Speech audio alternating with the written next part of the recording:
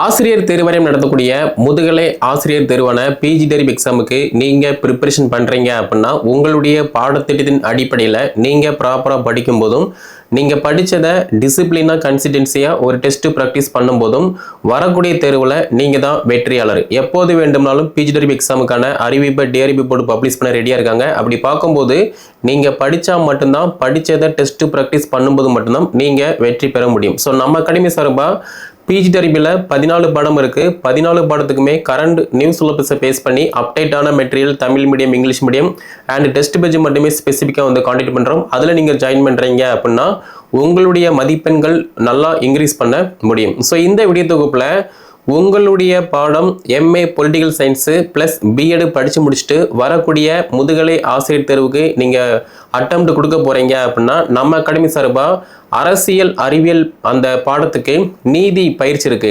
உங்கள் எல்லாருக்குமே தெரியும், இந்தியாவில் பிறந்த எல்லாருக்குமே வந்து வாழும் உரிமை, பாதுகாப்பு எல்லாமே சொல்லக்கூடியது எது அப்படின்னா அரசியல் அமைப்பு தான். அப்போ இந்த அரசியல் அறிவியலை பொறுத்த மட்டும் உங்களுக்குன்னு சொல்லி தனி பாடத்திட்டம் இருக்கு. அந்த பாடத்திட்டத்தின் அடிப்படையில் நீங்கள் படிக்கும் போதும் நீங்கள் படித்ததை ப்ராப்பராக டெஸ்ட் ப்ராக்டிஸ் பண்ணும்போது மட்டும்தான் ஈஸியாக ஃபர்ஸ்ட் அட்டெம்ப்ட்ல வந்து பாஸ் பண்ண முடியும். அப்போ எக்ஸாம் பேட்டர்னை பொறுத்த மட்டும் உங்கள் எல்லாருக்குமே தெரியும், 110 வினாக்கள் உங்களுடைய முதன்மை தாள் வினாக்கள். ஸோ உங்களுடைய பாடம் சார்ந்த வினாக்கள் வந்து 110 மார்க் வந்து கேட்க போகிறாங்க.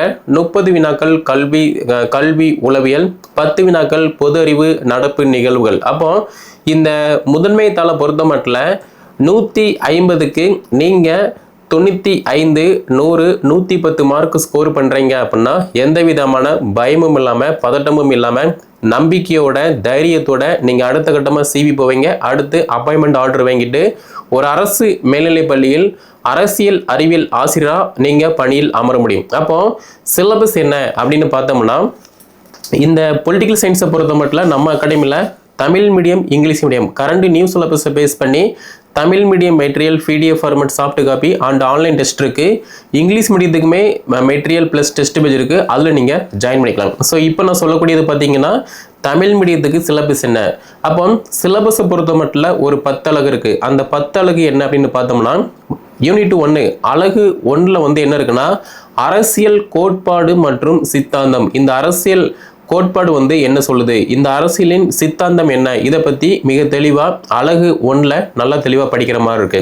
2வது அலகை பொறுத்த மட்டும் மேற்கத்திய அரசியல் சிந்தனை. இப்போ நம்ம நாட்டை தவிர மேற்கத்திய நாட்டில் வந்து அரசியல் சிந்தனை வந்து எப்படி இருக்கு, அதை பற்றி வந்து டீட்டெயிலாக வந்து பார்க்கணும். அடுத்து 3வது அலகை பொறுத்த மட்டும் இந்திய அரசியல் சிந்தனை. இப்போ நம்ம இந்தியாவை பொறுத்த மட்டும் பார்த்தோம்னா காலத்துக்கு தகுந்த மாதிரி பல்வேறு உரிமைகள், கடமைகள், பாதுகாப்பு வந்து கொண்டு வராங்க. அப்போ அதை பற்றி சொல்லக்கூடியது யூனிட் அலகு 3. இதை பற்றி வந்து அப்போ இருந்து இப்போ வரைக்குமே வந்து பார்க்குற மாதிரி இருக்கு. அடுத்து அலகு 4 பொறுத்த மட்டும் சர்வதேச உறவுகள். இந்த சர்வதேச உறவுகளை பொறுத்த மட்டும் மிக மிக முக்கியமானது. ரீசன்ட் டைமில் நம்ம இந்தியாவில் சர்வதேச உறவுகள் அந்த ஆணையம் வந்து எப்படி வந்து இயங்கிக்கிட்டு இருக்கு, சார்க் அமைப்புனா என்ன, ஏசியன் அமைப்புனா என்ன, இதை பற்றி வந்து மிக தெளிவாக இன்டெப்த்தாக வந்து படிக்கிற மாதிரி இருக்கும் அலகு 4ல். அடுத்து அலகு 5 என்ன சொல்லுது அப்படின்னா இந்தியாவில் அரசியல் நிறுவனங்கள். அது என்ன அரசியல் நிறுவனங்கள்?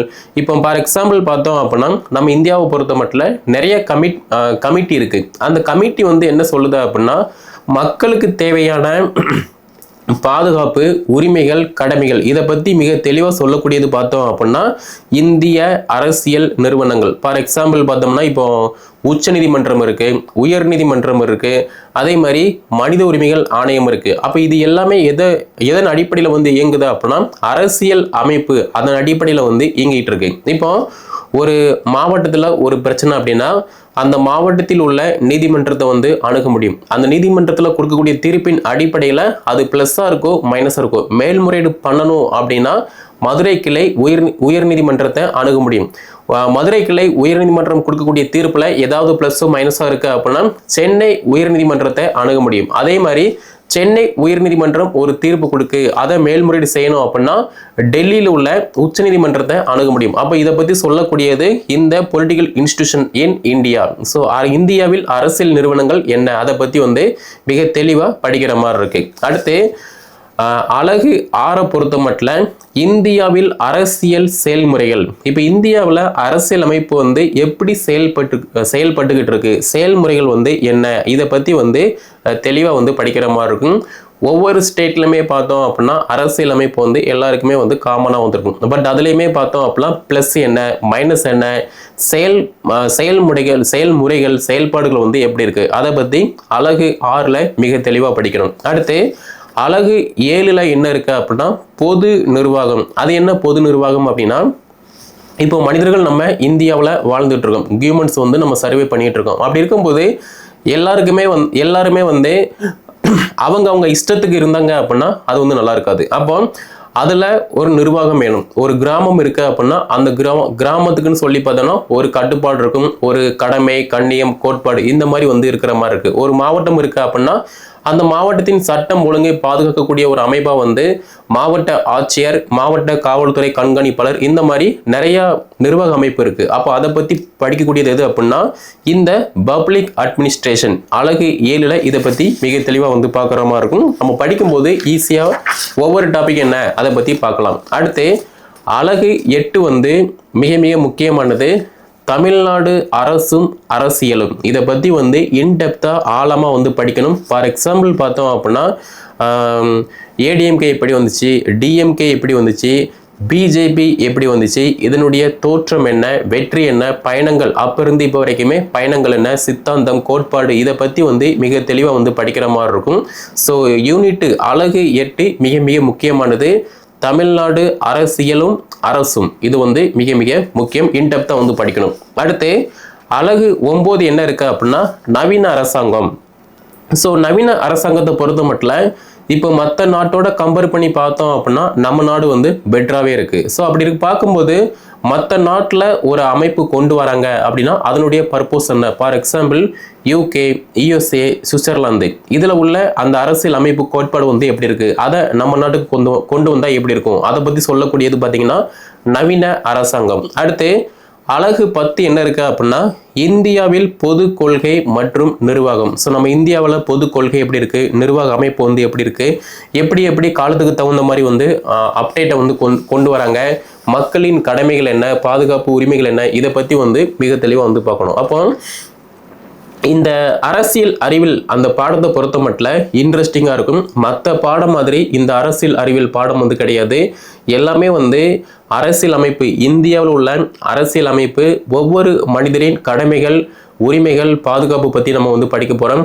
அரசும் அரசியலும், நிறைய பேர் வந்து அரசியல் வந்து வேண்டாம் அப்படிங்கிற மாதிரி வந்து இருப்பாங்க. ஆனால் அரசியல் இல்லாமல் யாருமே வந்து கிடையாது. அரசியலால் மட்டும்தான் பார்த்தீங்கன்னா எல்லாமே வந்து இங்கிட்டு இருக்கு. நம்ம ரோட்டில் போய்கிட்டு இருக்கோம் அப்படின்னா அந்த ரோடு வந்து அரசியல். அதே மாதிரி ஒரு கிராமத்துக்கு தேவையான மின் இணைப்பு, தண்ணீர் வசதி, ஃபர்தராக உள்ள மற்ற வசதிகள் வேணும் அப்படின்னா அதுவுமே வந்து அரசியல். அப்போ இது எல்லாத்தையுமே படிக்கக்கூடியது எது அப்படின்னா அரசியல் அமைப்பு, அரசியல் அறிவியல். ஓகே, ஸோ நம்ம அகாடமி சார்பாக பொலிட்டிக்கல் சயின்ஸ் அரசியல் அறிவியல் பாடத்துக்கு ஜஸ்டிஸ் நீதி பயிற்சி வந்து இருக்கு. இந்த நீதி பயிற்சியை பொறுத்த மட்டும் current new syllabus, political science new சிலபஸை பேஸ் பண்ணி அப்டேட்டான material Tamil medium English medium உங்களுக்கு நாங்கள் ப்ரொவைட் பண்ணுவோம். அதை நீங்கள் படிக்கிற மாதிரி இருக்கும், டெஸ்ட் ப்ராக்டிஸ் பண்ணுற மாதிரி இருக்கும். அதே மாதிரி படித்தா மட்டும் பாஸ் பண்ணிடலாமான்னு கேட்டிங்கன்னா கண்டிப்பாக வந்து கிடையாது.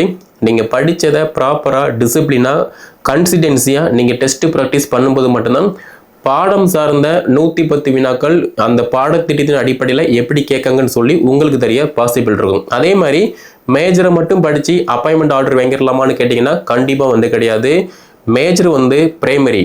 செகண்டரியாக பார்த்தோம்னா கல்வி, உளவியல், பொது அறிவு, நடப்பு நிகழ்வுகள் 40 மார்க் இருக்குது. இந்த 40 மார்க்குக்கு நீங்கள் 35, 38, 30 மார்க் ஸ்கோர் பண்ணுறீங்கன்னா நீங்கள் தான் வந்து வெற்றியாளர். ஓகே, ஸோ நம்ம அகாடமி சார்பாக அரசியல் அறிவியல் பாடத்துக்கு Tamil medium English medium material test பேட்சுக்கான அட்மிஷன் இப்போ வந்து போய்கிட்டு இருக்கு.